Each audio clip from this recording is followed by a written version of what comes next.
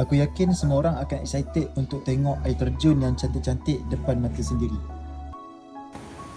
Dengan air yang jernih, sejuk, lepas tu ada aliran macam air terjun pula, memang menjadi tempat orang-orang sekitar terung untuk mandi kat kawasan ni.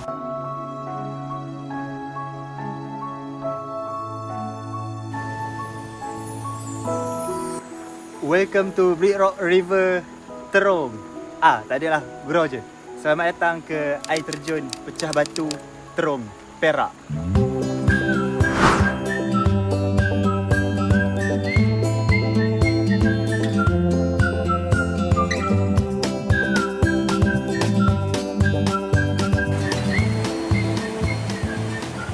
Sambil-sambil berkelah, sambil-sambil piknik dengan keluarga. Tempat ni bahayalah, korang kena hati-hati sikit lah. Korang masuk je ke kawasan jalan air terjun ni, korang akan nampak satu titik hitam putih ni, lepas tu ada sungai kiri kanan.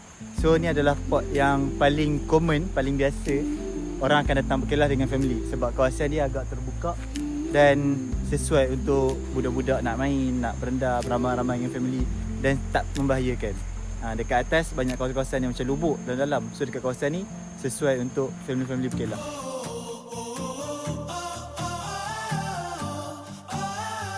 Aku buka je pintu kereta, terus dengar bunyi sungai tau, Seri Syahdu. Rasa macam nak terjun je terus.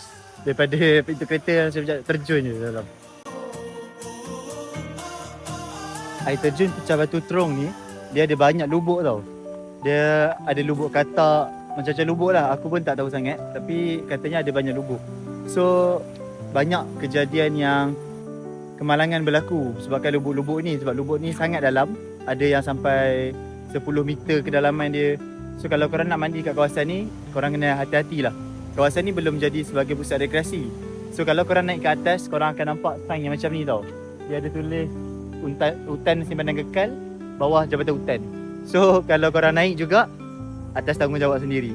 Masuk dengan notis untuk larangan memasuki kawasan larangan. So apa-apa yang korang buat, atas tanggungjawab sendiri. Kawasan nak naik atas ni memang mencabar sebab dia memang bukit yang tinggi. Dan kalau korang nak naik pakai kereta biasa, bagi aku macam agak tak sesuai. So sama ada korang naik motor ataupun korang naik 4x4.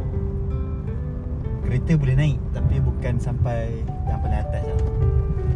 Salah satu spot tempat orang mandi yang paling ramai orang adalah dekat kawasan ni. So kawasan ni sangat bahaya sebenarnya sebab dia ada macam air terjun punya aliran tu kan. So dekat kawasan yang kuat tu, ramai orang yang akan terperangkap dekat dalam kawasan tu sebab air tu macam berbusa. So kalau korang nak mandi dekat sini, tolonglah berhati-hati dan tolong pastikan korang tak duduk dekat tempat-tempat yang bahaya lah.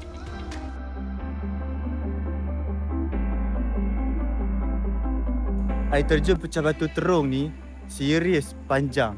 Sebab dia daripada bawah ni korang dah boleh mandi sampai dah dekat atas sekali. Tapi untuk orang awam yang tak tahu jalan, aku suggest untuk korang janganlah sampai ke kawasan yang tak dibenarkan tu.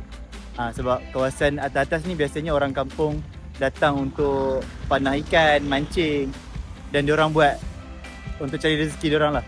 So kawasan yang bawah ni ramai orang berkelah kat bawah-bawah ni.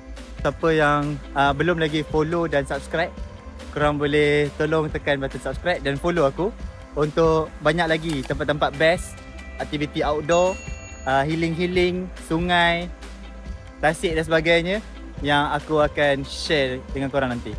So make sure tolong tekan button follow, subscribe dan share juga kepada kawan-kawan korang supaya ramai lagi yang boleh stay tune dengan aku punya video next. So please support aku guys. Itu je untuk kali ni. Bye bye.